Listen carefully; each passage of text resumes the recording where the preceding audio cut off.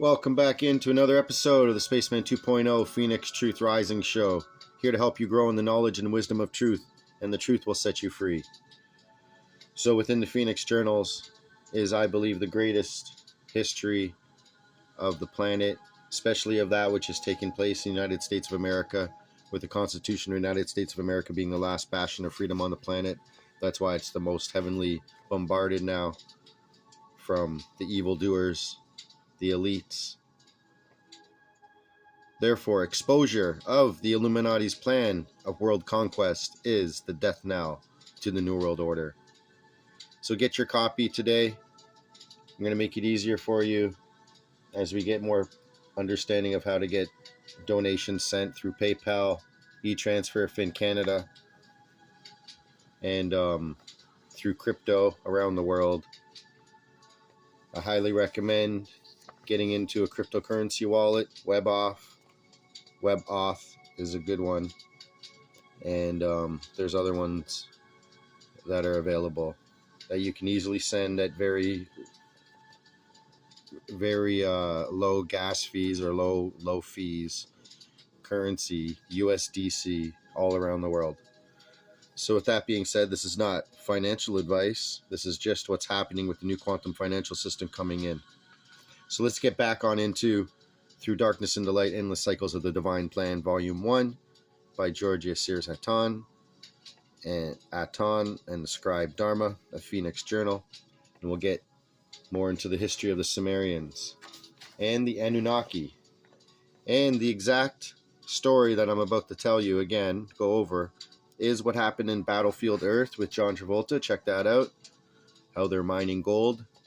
And this is what's going to be displayed in the next part of Endless Cycles of the Divine Plan, Volume 1. So remember in the last episode we were talking about planet NIBIRU comes along every 3,600 years. And the Sumerians got their information from the Anunnaki who came to Earth from heaven. And they're also known in Genesis as the Nephilim, who came down from the heavens to Earth. And so we'll just continue on in the second last paragraph. And it was from the Anunnaki, the Sumerians explained, as though they had anticipated the question today, that they had learnt all they knew. The advanced knowledge found in Sumerian texts is thus, in effect, knowledge that was possessed by the Anunnaki who had come from Nibiru, and theirs was a very advanced civilization. The Anunnaki came to Earth about 445,000 years ago, give or take a month or two. Way back then, they could already travel in space. Oh my goodness. Their vast elliptical orbit made a loop. This is the exact translation of the Sumerian term. All around all the outer planets, acting as a moving observatory from which the Anunnaki could investigate all those planets. Let's read that again. Their vast elliptical orbit made a loop. This is the exact translation of the Sumerian term. Around all the outer planets, acting as a moving observatory from which the Anunnaki could investigate all those planets. And so, dear ones, this is how everything was and is already known by your elders. Other possible answers. Why anyone would bother to go to your little speck of matter called Earth, not by accident, not by chance, not once, but repeatedly, every 3,600 years or so, is also answered in these Sumerian texts, and doesn't longer have to be wondered about for the inquiring minds of today. On their planet, the Anunnaki Nephilim were facing a situation which you on Earth may also soon face. Ecological deterioration in life was increasingly difficult. There was need for protection of their dwindling atmosphere, and the solution was to suspend gold particles above it as a shield. How many of you realize that you coat the windows of your spacecraft with a thin layer of gold to shield the astronauts from radiation? Guess what? These Anunnaki had discovered this rare metal on what they called the Seventh Planet, counting from the outside inward, and they launched Mission Earth to obtain it. At first, they tried to obtain it effortlessly from the waters of the Persian Gulf, but when they failed, they embarked on toilsome mining operations in southeastern Africa. Some short 300,000 years ago, the Anunnaki assigned to the African mines mutinied. It was then that the chief scientist and the chief medical officer of the Anunnaki used genetic manipulation and in vitro fertilization techniques to create primitive workers, the first Homo sapiens, to take over the backbreaking toil in those gold mines. The Sumerian texts that describe all these events and their condensed version in the book of Genesis have been extensively dealt with in other writings available today. The scientific aspects of those developments and of the techniques employed by the Anunnaki are the subject of which wondrous speculations can be made, and perhaps my projections of replicas and robotics won't seem so far-fetched to the inquiring minds. Modern science, as you call it, it will be shown, is blazing an amazing track of scientific advances, but the road to that future is replete with signposts, knowledge, and advances from the past, which can no longer be ignored. These Anunnaki have been there before, and as the relationship between them and the beings they had created changed, as they decided to give mankind civilization, they imparted to you some of their knowledge and the ability to make your own scientific advances. As we write a bit more on this subject, I think you will find it interesting to simply realize the truth about something so close to you as the planet Nibiru and its influence on your species and civilization, and then perhaps you can more openly look at other possibilities as you heed into this incredible time of destruction and chaos. Remember, Nibiru can be planet Wormwood in the Bible. The Sumerians were correct in what they were recording, and I suggest that you pay close attention to the discoveries of new planets and unseen before planets. And Chelas, you have confirmation that there are intelligent beings out there, people so advanced that they could get to your place almost 500,000 years ago through travel, space, and people who are coming and going between their planet and Earth's sun every 3,600 years on a regular round-trip basis. So what is the worry? Well, it is the who that is out there that shakes existing political, religious, social, economic, and military orders on your planet. Only you do not know. This is all BS? Come now, let's look at gold mining. There is absolute evidence that mining took place in southern Africa during the Old Stone Age. Your own archaeological studies prove it. Realizing that sites of abandoned ancient mines could indicate where gold could be found, South Africa's leading mining corporation, the Anglo-African Corporation, in the 1970s engaged archaeologists to look for such ancient mines. Published reports in the corporation's journal, Optima, detailed the discovery in Swaziland and other sites in South Africa of extensive mining areas, with shafts to depths of 50 feet, stone objects, and charcoal remains established dates of 35,000, 46,000, and 60,000 BC for these sites. The archaeologists and anthropologists who joined in dating the finds believe that mining technology was used in southern Africa during much of the period subsequent to 100,000 BC. In September 1988, a team of international physicists came to South Africa to verify the age of human habitats in Swaziland and Zululand. The most modern techniques indicated an age of 80,000 to 150,000 years.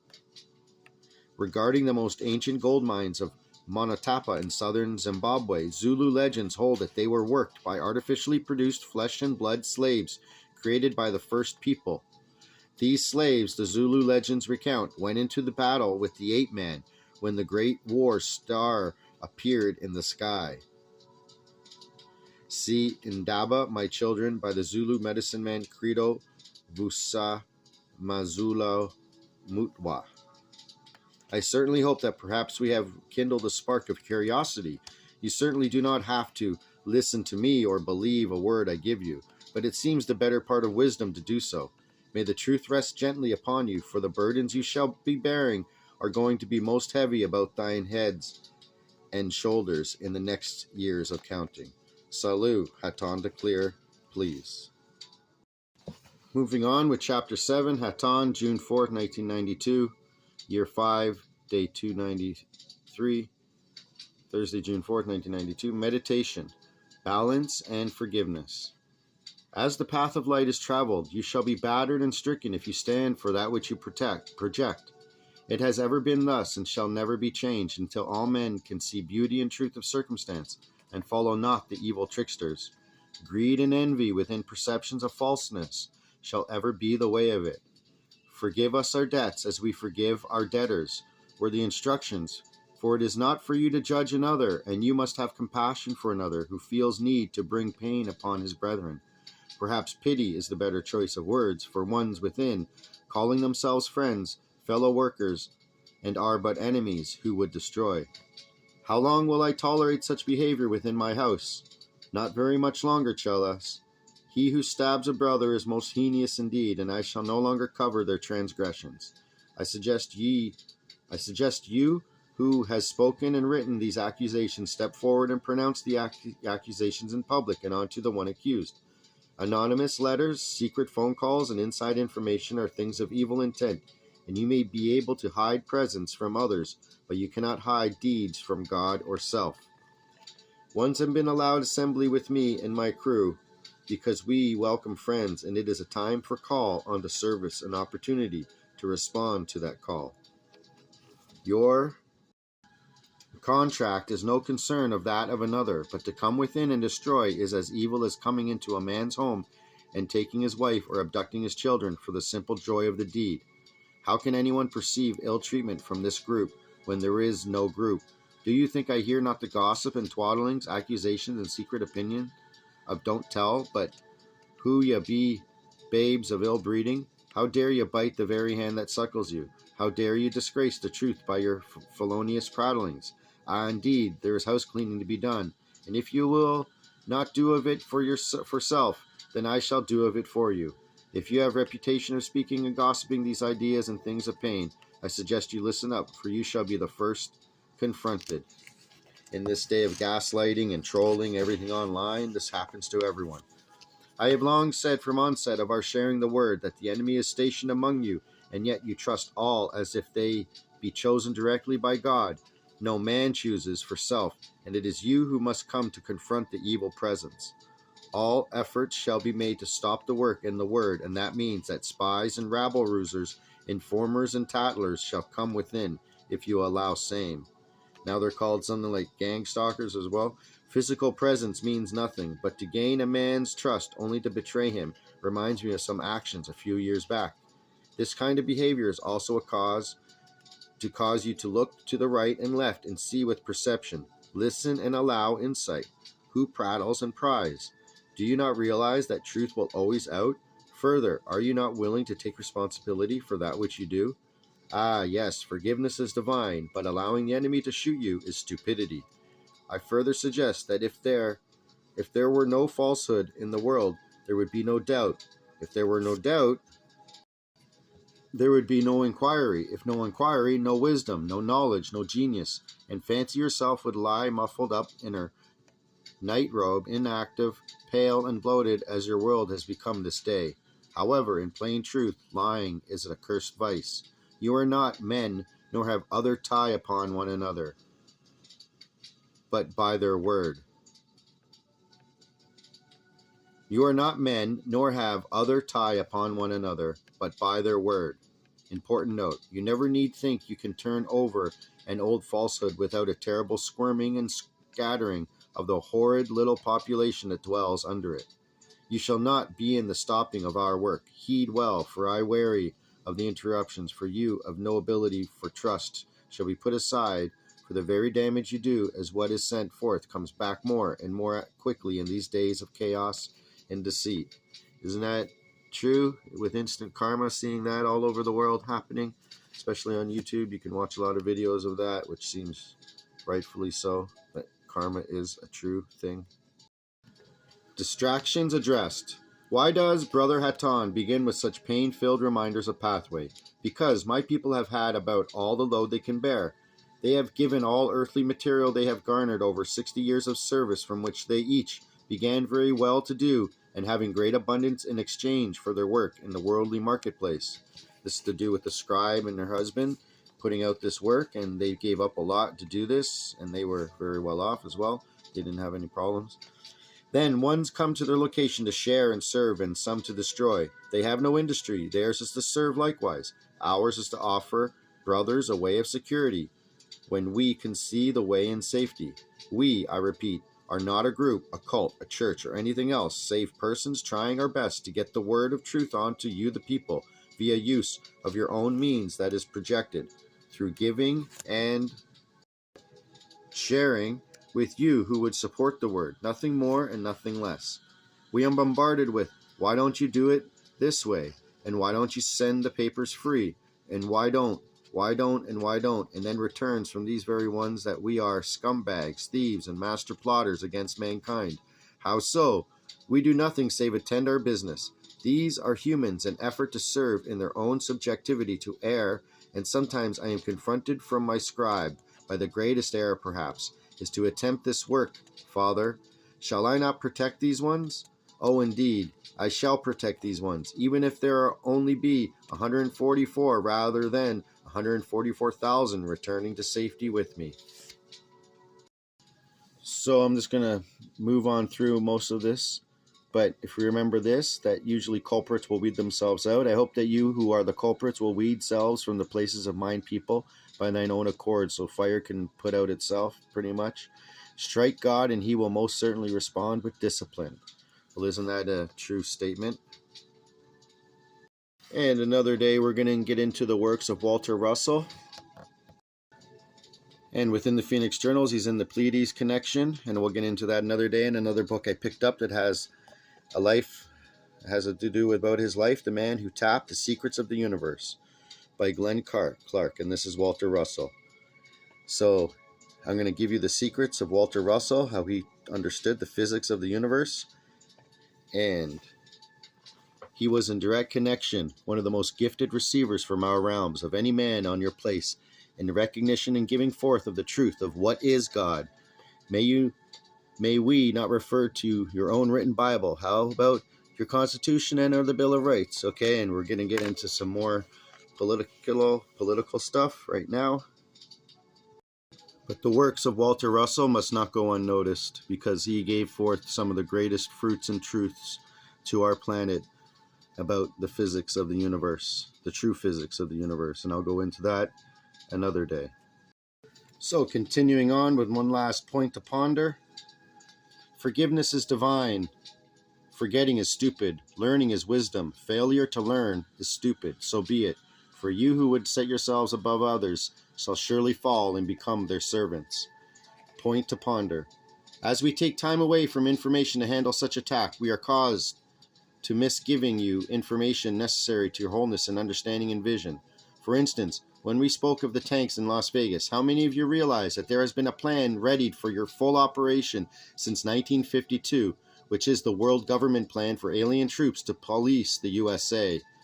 With the migrant invasion in the last little bit, what can we say about that being used for? Yes, indeed, I suggest that a copy of the map with exchange zones be printed herein. Even if the copy is bad, it will give good idea of arrangement. I will give the notations as printed as explanation under the map. This map, adopted in 1952 in London by the World Association of Parliamentarians for World Government, shows that alien foreign troops should occupy and police the 6 regions into which the United States and Canada are divided. The ruling body or world parliament will consist only of appointed members. It will reflect population strength, so Asia would dominate it.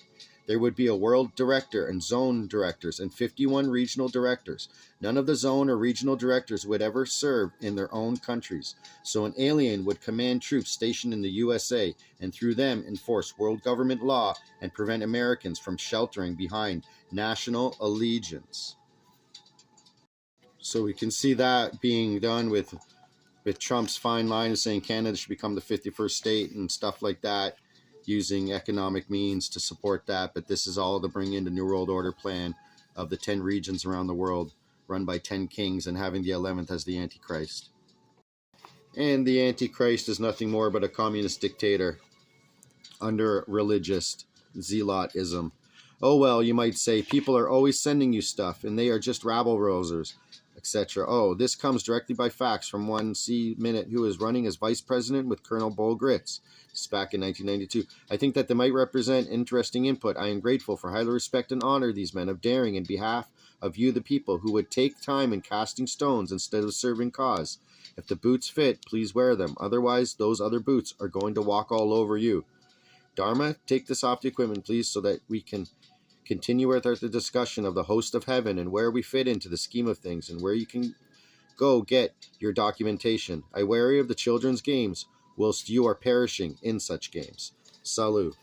So we should get into, in the next episode, more about the Sumerians and how they knew all about what happened with our universe, our solar system, and how it took and came into effect, and the creation of comets and so on, an asteroid belt formed. So with that being said, thank you again to all my subscribers, and especially to the ones interested in getting a Phoenix Journal sent out to you for a small donation. I really appreciate it, and I'll explain that down more in an email. So please have a great day. Thank you for tuning in, and I'll be back with another episode of the Phoenix Truth Rising Show. This is the Spaceman 2.0, and out.